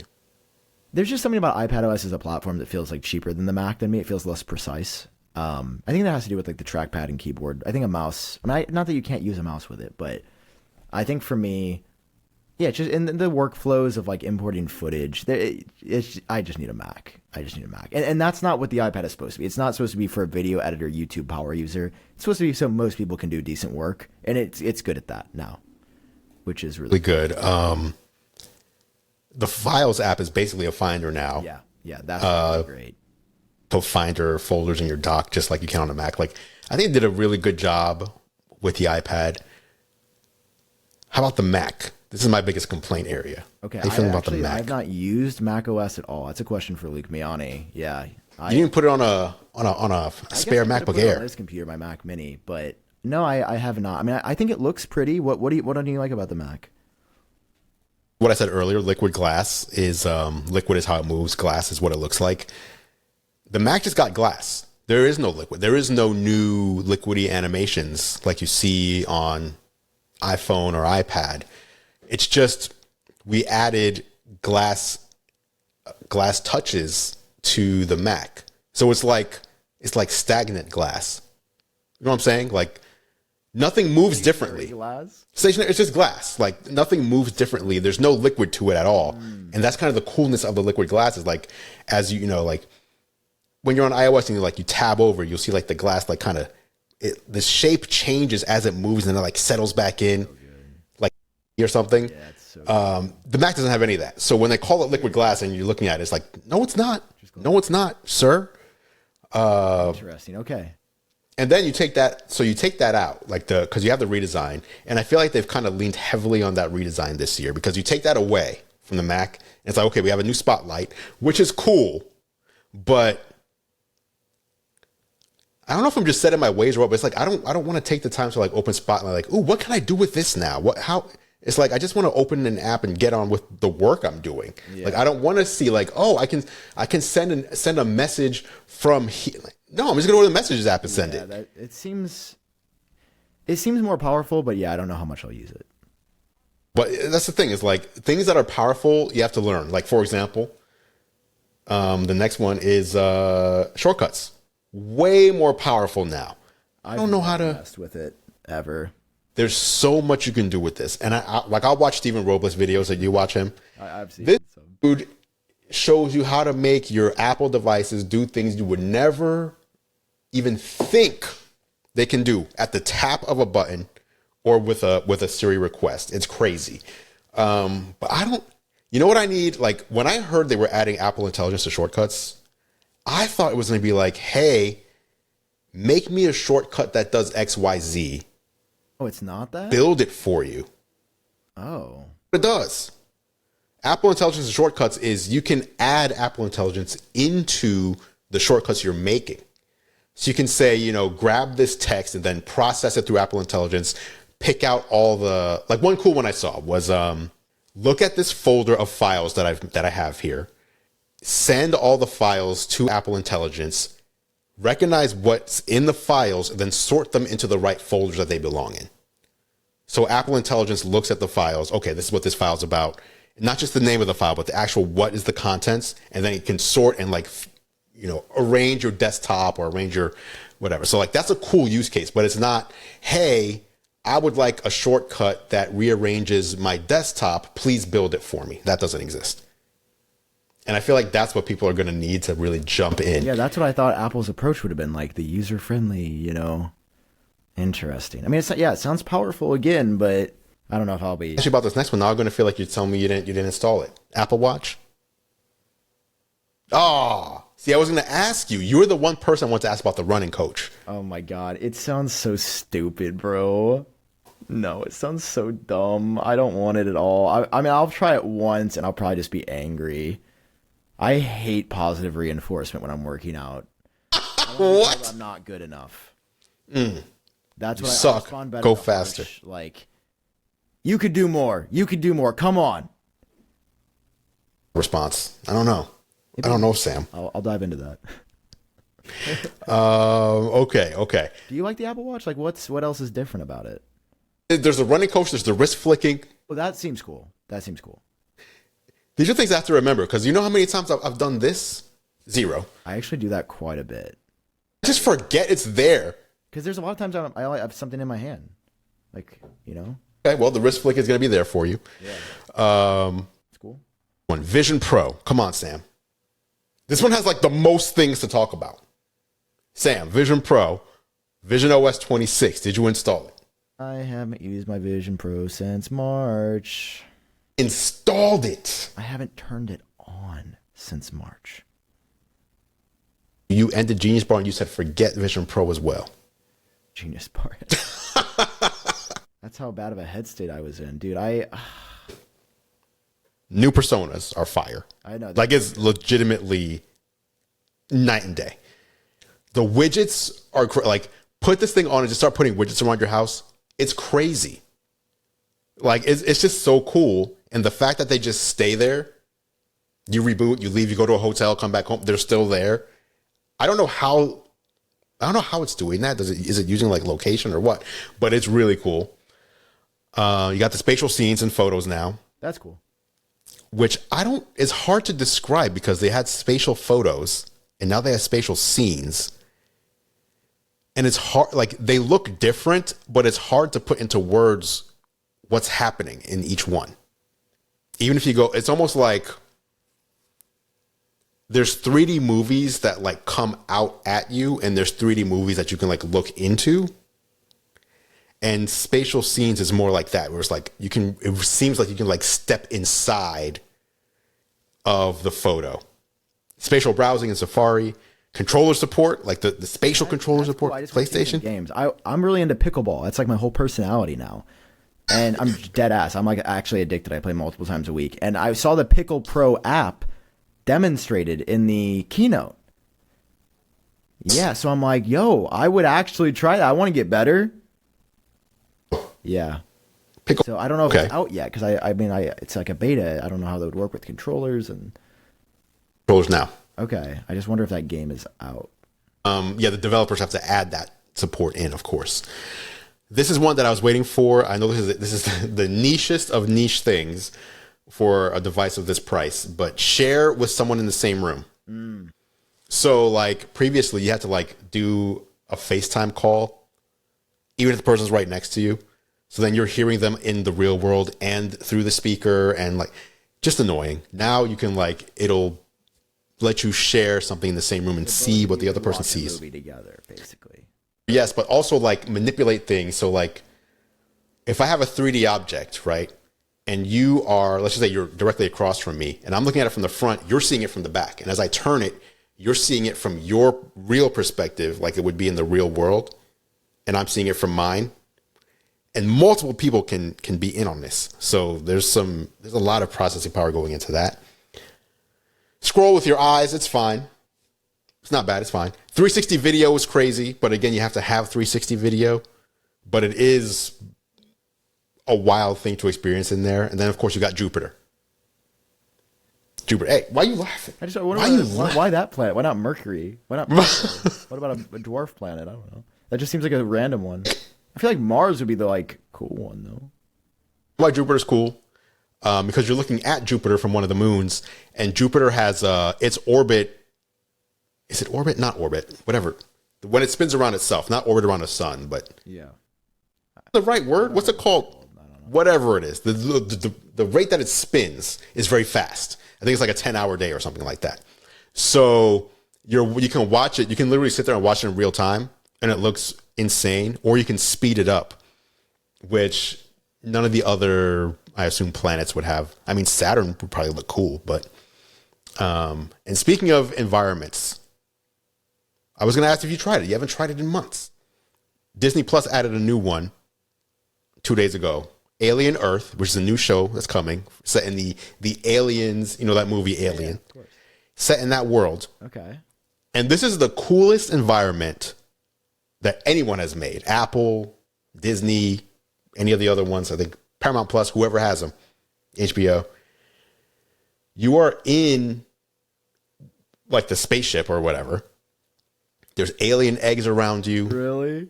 Oh, that's cool. Is like flickering, like the lights are about to go out. Shit. There's sparks. That's terrifying.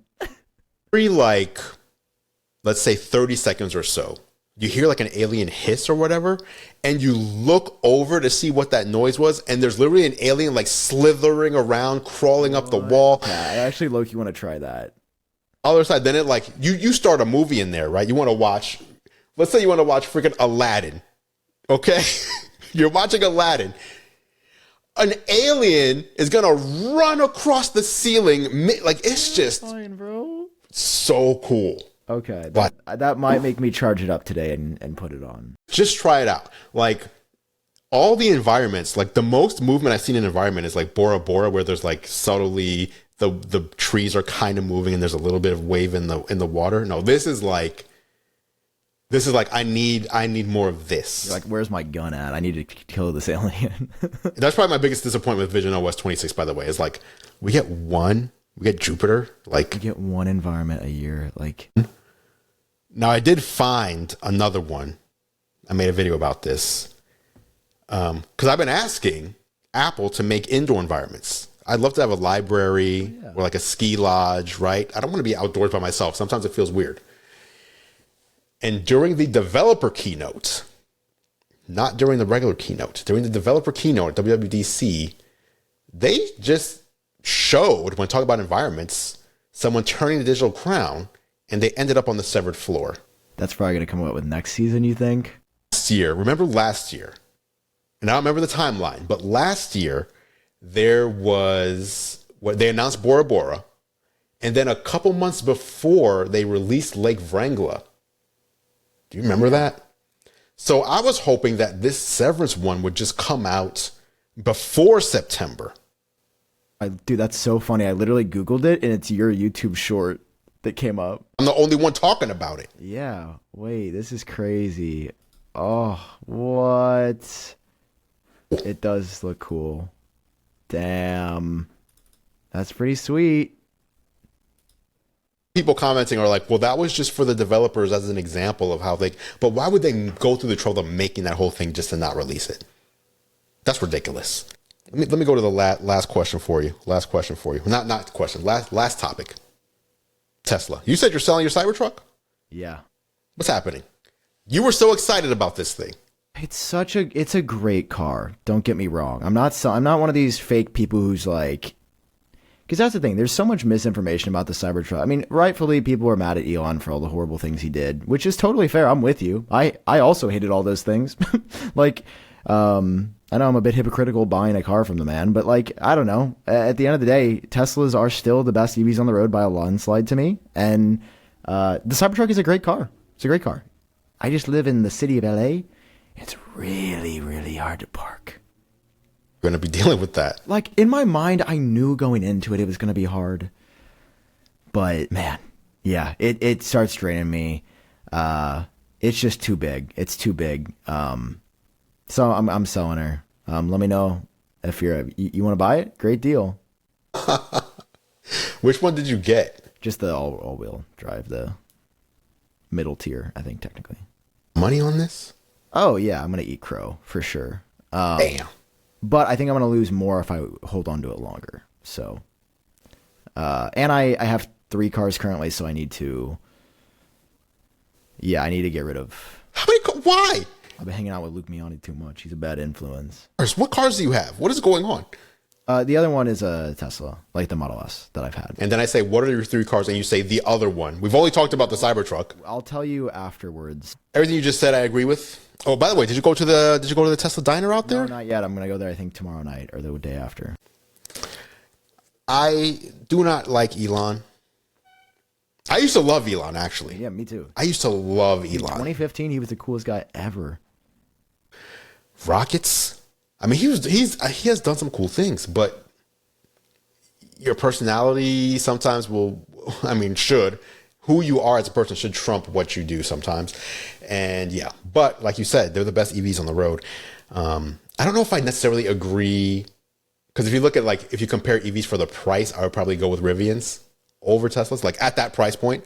But oh yeah, from that, at the high at 70, yeah, Rivian is better because the Model S hasn't evolved. I mean, yeah.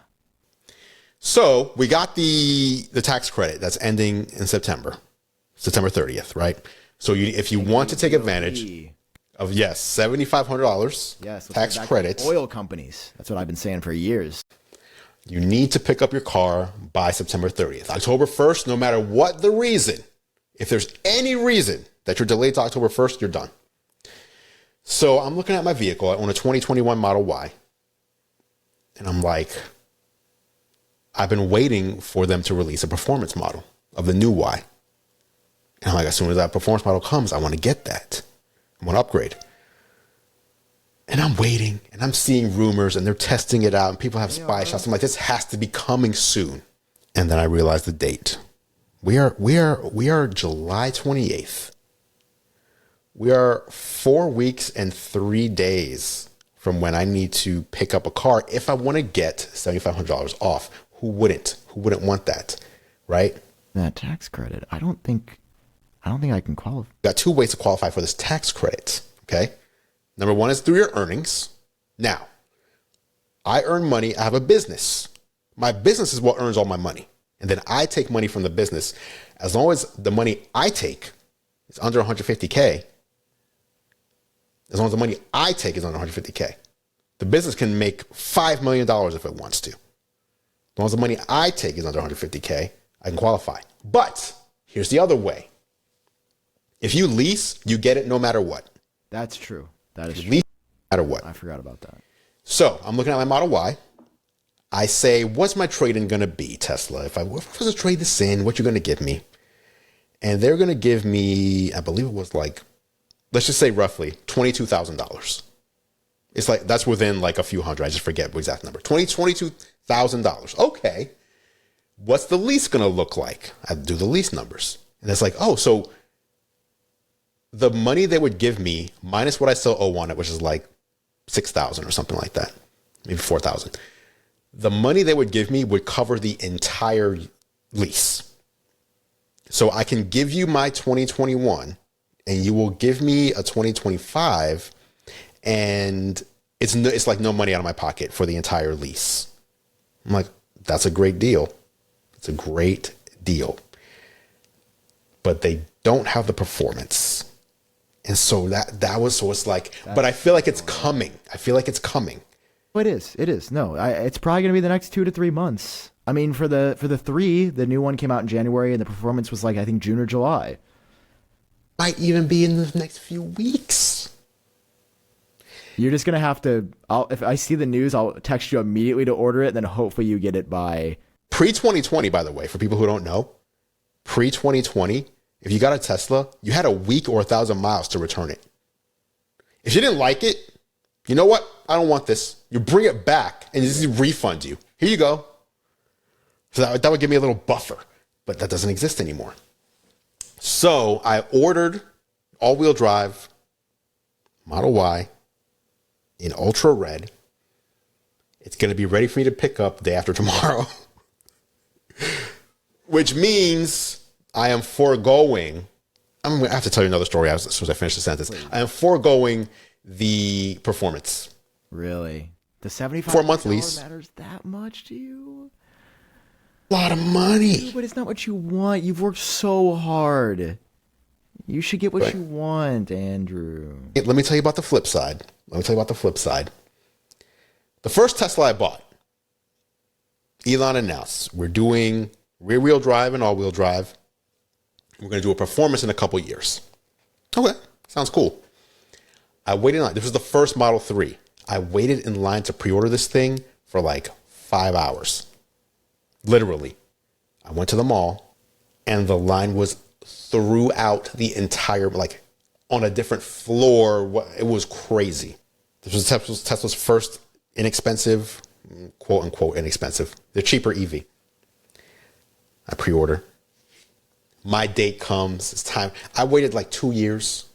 It's finally time to pick this thing up and get it. I got it in shadow gray or whatever the hell it was called. Stealth gray. There you go. I changed the seats to red leather. Whoa. Nice. Like 6 weeks later, they announced 6 weeks later, they announced the performance model that was supposed to come out a couple years later. And I ordered one. Because who knows what it says it's going to be years. I ordered one. Okay. I'll hang out with this one. Less than a month later, it's ready for pickup. I sell my first Tesla so I can have the performance model, and I lose like $20,000 like in a month. Yeah. I've already lost to performance $20K. I'm already in the hole for $20K, Sam. Do I want to go another $7,500 for performance? Or, well, here's the thing. My Tesla is hardware 3 2021 performance. I'm not going to have performance anymore, but I am going to have a large upgrade Oh, in hardware 4. yeah. And 24 months, 2 years from now, it's like, what's even going to be out there? Like the Rivian H2 is going to be out there. Is it H2? R2, sorry. The Rivian R2 is going to be out there. Like, I feel like this is just like a good buffer to let the industry kind of mature for 2 years and then see what's out there. And then in 2 years, I can really get something that's like more exact to what I want. And in the meantime, because if I hold on to my 2021 for 2 years, the trade-in value is going to plummet. I assume it's going to plummet.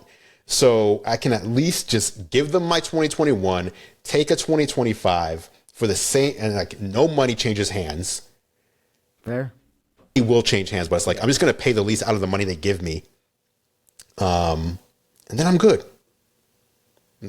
So, but I'm curious what you would have done in this situation. Would you have actually just said, you know what? Forget the 7,500. I will pay not just the price of the performance model, but $7,500 more than I should have paid for it if it was released this month. Okay, but there's speculation that Tesla's going to drop the prices when the tax credit ends. You know why? Let me tell you what I think is going to happen. So have you seen the rumors of the cheaper Tesla? Yes. Remember that it's just a Model Y with less features now? Okay, so it's going to be a Model Y with less features, so probably no glass roof, no rear screen, probably a smaller battery, no vegan leather seats. So a bunch of downgrades to the Model Y to make it a cheaper car. But the credit is going away.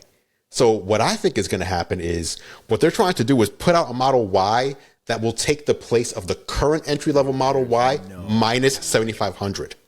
Oh. Think about how much you need to cut out of a car to, it's not just like, if you really want it cheaper, Oh, I know. and these cars are about to be $7,500 more, I've been thinking about how much take out of a car to really make it that inexpensive. I think what they're trying to do is like just slot this in to, this is what you would have gotten last month for $7,500 less, and now we have this instead. So you can still get a Tesla for that price, but it's not as feature rich.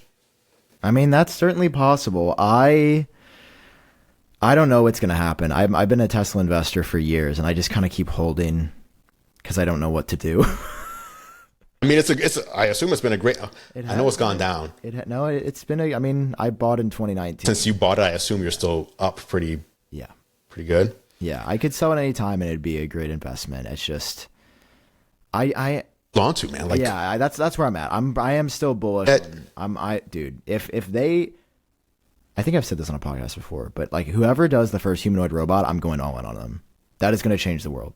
Everybody, and I want to hear your thoughts on this because you're a futurist like me. I think in our lifetime, just like everybody owns a car, every household is going to have, every apartment's going to have a humanoid robot that does stuff for you. It's going to be like a car. There's going to be cheap models, expensive models, premium models, used models. Like you buy used if you want cheaper. Like it's just going to be the car market, but for your personal assistant. The second people realize it can do stuff for you, and you're like, oh, I can relax more. I don't have to do dishes.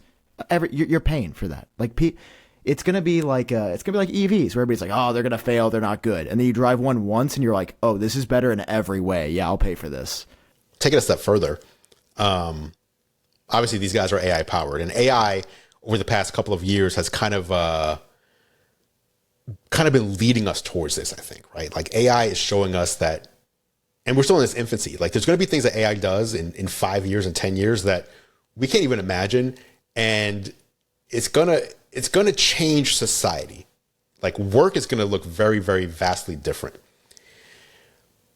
If you have these robots that are also doing work, like if AI is doing the coding, right? You don't need a robot to sit down and type out code, right? Yeah. Code can just be happening. If you have these robots doing physical labor and you have AI software doing like the computer work, what are we doing? What are we doing at this point? Making videos about the AI? What is society doing though? Like if AI can like do all the construction work and it can do, when the power lines go down and like they just deploy the robots, right? Like what are we doing and how are we making money? They're making videos about it, but because I think the creative spaces are safe. I do. I mean, I can only speak from personal experience, but like AI music, AI videos, I hate AI videos. As soon as I realize it's good though. Some AI music sounds good. Sure. And again, But it's soulless. but we're in a place where we're still so early. Like in a few years, can you imagine? Like, look how fast AI video went from like looking terrible to 2 years later. It's crazy. Now you can still tell, but give it 2 more years and then 2 more years after that. And Yeah, it's getting really good. let me just type in what I want my video to say and use my face and everything. Boom. Will you be able to really tell? I don't know. I don't know if you'll be able to tell, but I think humanity. I think we all crave just a human connection. Like I don't want to see art from a robot. I want to see art from another human, because robots don't experience pain and happiness. So let's focus more on this, I guess, because I agree with you. But the way you and I make money is advertisers, right?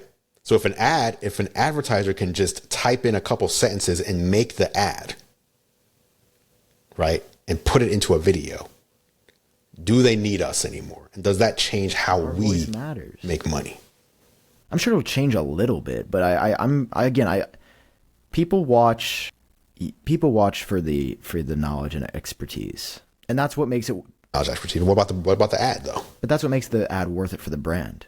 Is the brand is paying to be in front of our audience that trusts us, talking about the new Ugreen Nexode charger. You know, that's why, because it's like it is good. I think that's what's worth it for them. And sure, there'll be some brands that cut costs and, you know, just do AI generated whatever. And sure, some people will fall for it, but I am optimistic that at a high level, we're going to be okay with this AI, and it's going to be additive rather than replacive. So you think it'll still be a tool? Yeah. As opposed to a full-on replacement. I mean, obviously some areas like a grocery store checkout, yes, I'm sure that will not have people in a little bit. Like easily, like our manual labor, like construction, right? There's no, if a brick falls on a robot's head, there's no lawsuit, right? Why wouldn't you have robots do it? And they can work 24 hours a day and they don't need overtime or a union. Like, don't get me wrong. There's going to be a lot of places that'll advance, but in my opinion, the creative fields, maybe I'll eat crow on this, just like with selling my truck in a few years, but I don't know. I feel pretty good. And like, especially I love music, and I've been really, really, focusing on music lately, like as a passion. And I don't want AI music. I mean, AI assisted music is different than like a full AI created song. Yeah. AI can be catchy. AI can be cool, but the reason I love my favorite artists isn't because it's catchy and cool. It's because what it means and what they're. I don't know what it is. Like, I guess for me, I do listen to an AI song differently than I listen to just music. And I guess I listen. I'm like listening to see how it's doing, if that makes sense. Like, and I'm impressed. Like when they'll do like a song with like Tupac and Drake or something. Like, wow, that really sounds like Tupac, and this sounds great. Oh, yeah. Like, I can't believe it wrote that lyric. That's crazy, right? So it's like I'm impressed, and it is entertaining. So ultimately, I'm entertained, which is the whole point of, you know, whether you're watching TV or listening to or whatever it is. It entertains me. Fair. And so it does grab my attention. And maybe it's the novelty of it, and maybe that will go away. But if not, if it is entertaining, then that means it's another thing to compete with. If it is something that people are entertained by and want to put their time into. And that is it for this edition of Geared Up. Thank you so much for listening. Of course, you can catch John and I on YouTube. I'm at youtube.com/gearlive, and John is at youtube.com/John4Lakers. Feel free to head over and subscribe to our channel to stay up to date on all the latest tech. Speaking of subscribing, you can subscribe to Geared Up in your favorite podcast app if you haven't done so already. Just search Geared Up, that's 2 words, not one, in Apple Podcasts, Spotify, Pocket Casts, Overcast, or really wherever you choose to listen. If you like what we do, please consider leaving us a rating and review. It really helps other people find the show. Geared Up is a Gear Live podcast, and you can see more from us at gearlive.com. Thank you so much for listening. For John Rettinger, I'm Andru Edwards, and we'll catch you in the next episode.